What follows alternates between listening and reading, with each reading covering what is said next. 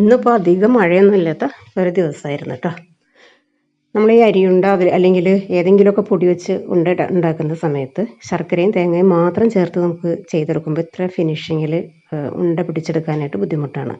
അങ്ങനെയുള്ള സമയത്ത് കുറച്ച് തിളപ്പിച്ചാറ്റിയ വെള്ളം കൂടി ശർക്കര പാനിയോടൊപ്പം ചേർത്തിട്ട് ഇതുപോലെ ബോളാക്കി എടുക്കുകയാണെങ്കിൽ നമുക്ക് നല്ല ഫിനിഷിങ്ങോടുകൂടി പെട്ടെന്ന് റെഡിയാക്കി എടുക്കാൻ പറ്റും കേട്ടോ. അപ്പോൾ കുട്ടികളൊക്കെ എപ്പോഴും വിശന്ന് വരുന്ന സമയത്ത് ഇതുപോലെയൊക്കെ റെഡിയാക്കി വെച്ചിട്ടുണ്ടെങ്കിൽ എളുപ്പത്തിലെടുത്ത് കഴിക്കാൻ പറ്റും.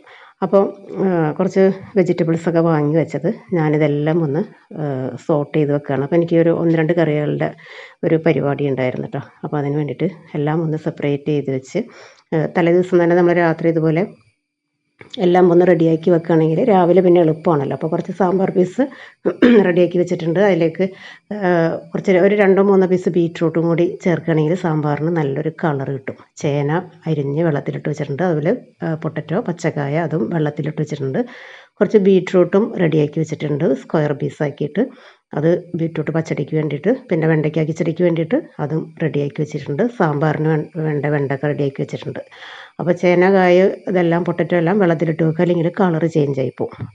പിന്നെ സാമ്പാർ നല്ല സദ്യ സ്റ്റൈലിലുള്ള വറുത്തരച്ച സാമ്പാറിൻ്റെ റെസിപ്പിയാണ് കേട്ടോ. തേങ്ങ, ചെറിയ ഉള്ളി, പിന്നെ 2-3 ഉഴുന്ന് പരിപ്പ് കൂടി പൊട്ടിക്കുക. അപ്പോൾ നല്ല ടേസ്റ്റ് ഉണ്ടാവും.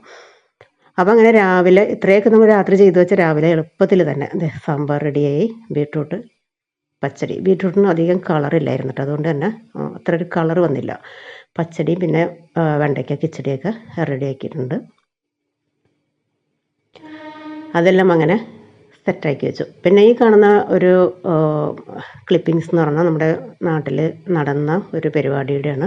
അത് നിങ്ങളെല്ലാവരും വായിച്ചിട്ടുണ്ടാവും. കൈ കാലുകൾ കെട്ടിയിട്ട് 3 കുട്ടികൾ പെരിയാർ നീന്തി കിടന്ന ന്യൂസ് എല്ലാവരും വായിച്ചിട്ടുണ്ടാവില്ല. അപ്പോൾ അത് നമ്മുടെ വീടിൻ്റെ അടുത്തുള്ള കുട്ടികളായിരുന്നു കേട്ടോ. അപ്പോൾ നമ്മുടെ വീട്ടിൽ വെച്ചിട്ടായിരുന്നു ആ കുട്ടികളെ ആദരിക്കുന്ന ഒരു പരിപാടി നടന്നിരുന്നത്. അതിൻ്റെ കുറച്ച് വീഡിയോസ് ഇതിൻ്റെ കൂടെ ചേർത്തിട്ടുണ്ട്.